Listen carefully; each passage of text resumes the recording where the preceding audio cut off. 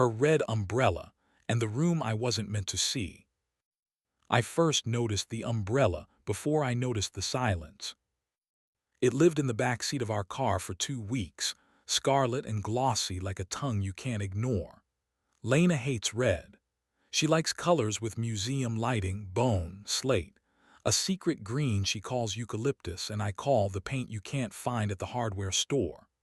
But there it was, a red umbrella with a stitched logo from the Mariner Hotel, folded tight beside her gym bag like it had been told a story and promised not to repeat it. I'm an architect. My days are measurements, and yet here at home, everything that mattered had started arriving unmeasured. The minute-late returns, the half-smile apologies, the phone placed face down as if gravity could change truth. I told myself there were deadlines, clients, a building that insisted on arguing with the sky. I told myself the umbrella was a conference freebie. I told myself people change and marriages bend, and no, you can't design a life with the same precision you draw a facade. Then I found the card key. It had slipped into the inner pocket of her coat, the one I wore out of habit when the night insisted. Mariner, it read in clean serif. Room 914 penned in a hand I didn't recognize, a lazy 9 that curved like a smirk. The card was warm from the press of her body. I stared at it until the numbers stopped whispering, then slid it into my wallet the way you tuck away a lie you're not ready to confront. She came home with rain in her hair and that cologne on her skin, something unfamiliar and citrus. We kissed the way polite people kiss, accurate brief. She said she was tired. She said she had to go in early. She didn't mention the umbrella. I Googled Mariner. I found photos of stone and glass, a lobby where money tastes like good lighting. I stood in our kitchen smelling like dish soap and envy and made a decision without the ceremony of calling it that. I texted my partner at work, taking a night, printer jam in my brain. I put on a shirt that made my eyes look more awake than I felt. The Mariner is all soft carpets and confidence. The concierge asked if I needed help and I said a drink. The bar was dark wood and a piano that had learned how to listen. I took a stool with a view of the elevator bank and tried not to be the man in every story whose heart becomes a moth. My phone shook in my pocket. A message from Lena. Running late, wait up. I wondered who people imagine they're fooling when they type lies with both thumbs. I ordered something with an orange wheel and pretended to taste notes. My reflection in the back bar looked like a version of myself who'd lost a bet. That's when I felt, before I saw, someone take the empty stool beside me. She sat like gravity had made her a promise. The dress did what good dresses do. It listened, it implied. Her hair curled at the ends in a way that suggested a deliberate accident. She smelled like the first day of summer and the first page of a hard book. She didn't look at me, not at first, just asked the bartender for a mocktail and the kind of smile that makes people tell secrets. Is it as bad as the ice makes it seem? She asked when my glass made its small circle on the napkin for the third time. Worse, I said. Then we're twins, she said. I'm Sloane. She finally turned her face to me, and it was a face that had had practice at being noticed. Noah, I said, are we going to pretend we're not both watching the elevator? No, she said, pretending is what got me here. She lifted her glass, the sprig of mint shivered. Who are you waiting for? My wife, I said, because I was too tired to be graceful. Or the woman wearing my wife's mouth, depending on how literal the night decides to be. I pointed with my chin toward the elevator. We didn't have to wait long. The doors parted and released a pair of stories that had rehearsed together. Lena stepped out in navy and a collarbone, hair tucked sleekly, eyes scanning the room for consequence. The man beside her wore importance the way some men wear cologne, too much, and hopping the smell forgives the rest. He put his hand at the small of her back, and I became every cliché you warn your younger self about. I felt Sloane's hand light on my forearm, an anchor of heat, nothing improper, everything honest. "I'm sorry," she said, meaning it. "You?" I asked. She nodded toward the man with my wife. "Mine," she said, so quietly I almost didn't hear the word. "We've never met, your wife and I, but I knew the umbrella when I saw it in our car. He lies in straight lines. She, I think, uses curves." "Do we blow up their night?" I asked, my voice trying for casual and missing. "I thought about it," she said, "but I'd rather choose my timing. I want to see how far they think this goes." She studied them the way you study a storm out at sea when you're deciding if you need to run. They didn't sit. They drifted toward the piano and stood too close to music. He spoke. She tilted her head. Her fingers toyed with the stem of her glass like it had said something interesting. He leaned in. She leaned away and then forward again, the choreography of maybe. No rings had come off, but I could feel the ring-shaped vacancy in my chest. Sloane slid her stool closer until her knee brushed mine. The touch wasn't an invitation. It was a wire between the part of me that wanted to shout and the part that wanted to leave. Her eyes didn't flinch from the sight of her husband's profile. Mine didn't either. We were in it now. "Walk," she said. "They'll head up if they do. I don't want to be applause." We took our drinks like props and wandered toward a corridor lined with black and white photographs of people who looked expensive in the past. I felt the temperature shift as we passed a service door. Hotel air knows your business before you tell it. Sloane paused at a window overlooking the city. The rain had begun, delicate and deliberate. "I didn't intend to meet anybody tonight," she said, voice reflective, not flirtatious. "But if I had to meet anybody, I'm glad he's someone who looks like he knows the difference between anger and courage." "I'm not sure I do," I said. "I just know that if I walk up to them right now, my words will be the wrong size." She swallowed, the knot in her throat a small, brave sail. "My plan, if I had a plan, was to let them climb the ladder to their lie and then pull it away." "Cruel," I said. "Kind," she corrected. "The kindest thing is to end a wrong story before it gets a second chapter." The elevator pinged. We made ourselves background. Lena and her man stepped inside, and for a second my wife's face turned in our direction as if a ghost had touched her shoulder. The doors closed.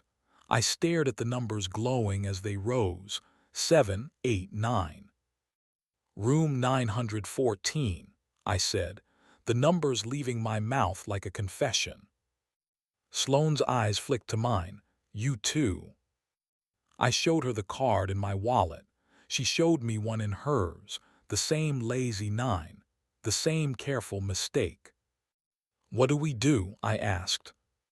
"We take the stairs," she said. "Gives us time to decide what kind of people we are."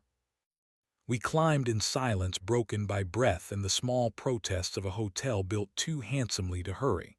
On the 9th floor, the carpet received us with the soft judgment of expensive wool. We walked past abstract art that looked like good intentions. Outside 914, Sloane stopped. We listened. I heard water, her shower, or maybe the rain had decided to be louder. No laughter, no moans, just the high-pitched hum of a fridge and the low throb of my pulse. Sloane leaned toward the door as if it might whisper. "I'm not going in there," she said. "Not tonight. He doesn't get to remember me as a scene." "Then why come?" I asked genuinely.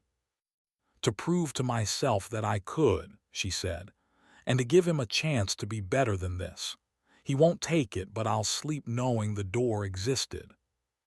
We stood there, strangers and not. Maybe the erotic part, the part YouTube would permit but still blush about, lives in exactly that kind of nearness. Two people sharing a secret with a piece of wood and a bad decision between them.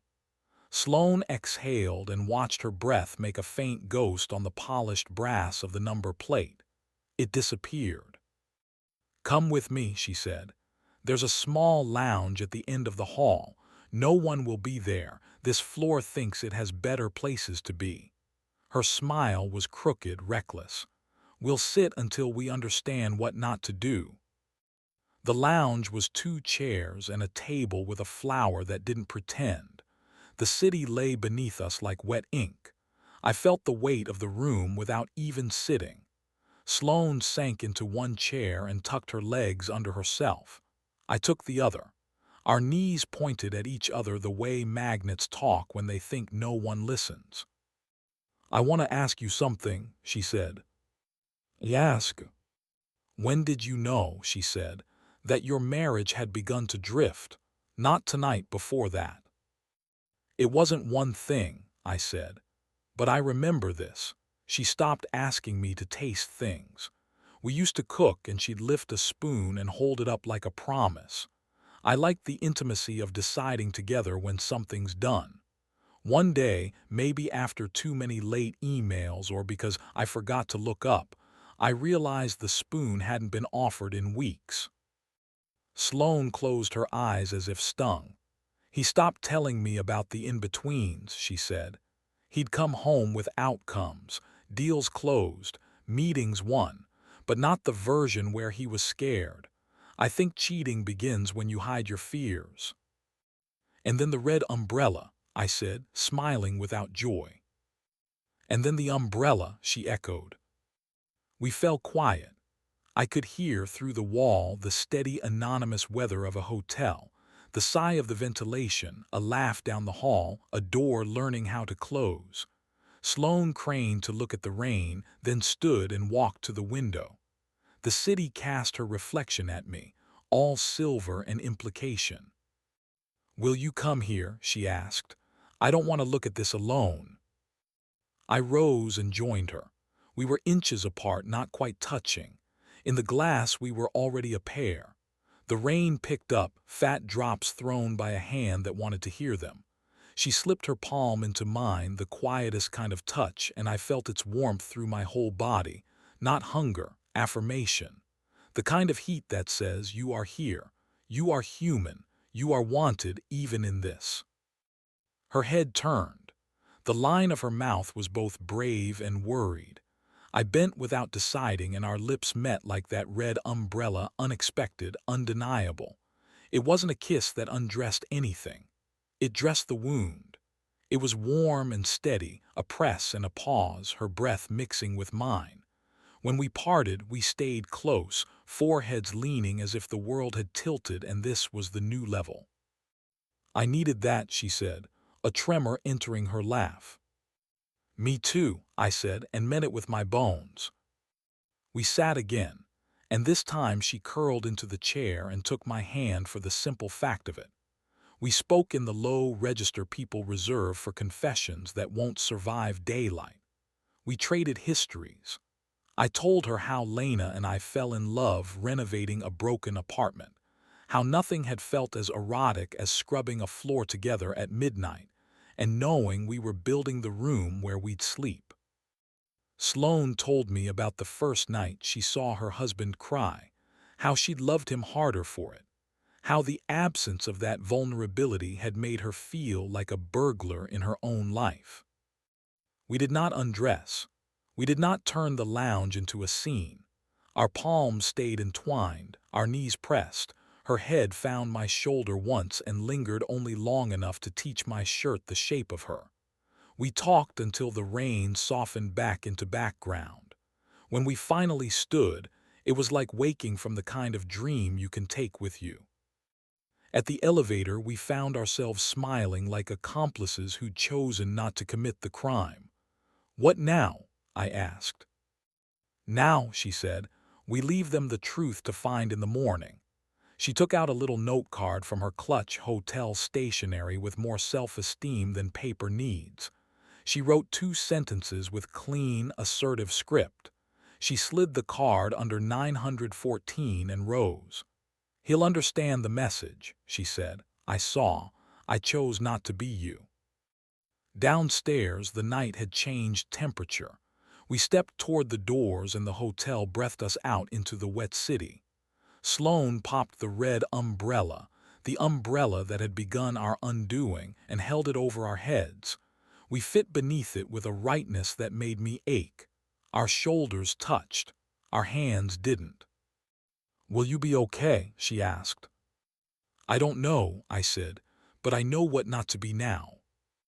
She nodded, and we stood there under the two red proof of everything and let the rain surround us. Then we hugged, the kind of long hug that presses two storms into something that doesn't need a name. She stepped back, looked at me like a decision, and then turned into the rain without the umbrella, leaving it in my hand like an inheritance. I walked home. I put the umbrella in our hallway, open to dry like an accusation. Lena came in just before dawn, shoes in hand, hair undone in a way I didn't recognize. She saw the umbrella and then me and did not cry. We sat at the table where we pay bills and pretend. "I didn't sleep with him," she said. "I believe you," I said, surprised to find that I did. "But you invited the possibility to dinner." She nodded, shamed by something she didn't try to disguise. "I felt invisible," she said. "At work I make a decision and rooms rearrange themselves. Here I drop hints and hope you notice." She swallowed. He noticed, or he pretended to. Sometimes I can't tell the difference. I told her about 914, the lounge, Sloane's hand, the kiss we let be medicine and not hunger. I told her about the note card. I told her I wanted a marriage that kept its doors open during the day, not at night in hotels. We decided then, not with drama, not with snow globes smashing on space, not a separation stamped and notarized, a pause where the room could tell us what it wanted to be. She would stay with her sister. I would keep our place that still smelled like eucalyptus paint and garlic from a week we remembered fondly. We promised no late-night texts designed to rescue or punish. We promised truth, even when it made the air thin. I slept that night, really slept for the first time in weeks. In the morning, my phone lit with a message from an unknown number. It was a photo of a note card on hotel stationery, the same tidy hand. "Thank you for being the kind of man I wanted him to be. Sloane." Beneath it, a location pin for a coffee shop I've always meant to try. I stood in the doorway, looking at the umbrella drying like a scarlet wing. I thought about how easy it would be to turn a kiss into a story that justifies itself. How hard it had felt to kiss, and not immediately want more. How erotic restraint can be when what it really is respect. I took a shower, put on a shirt that fit like I'd made up my mind, and stepped outside. The day had cleaned itself. The city smelled new. As I walked toward coffee and a conversation that might be a future or might be a friend, I caught myself glancing up, not to check the weather, to remind myself there's a sky and it's bigger than any room we weren't meant to see.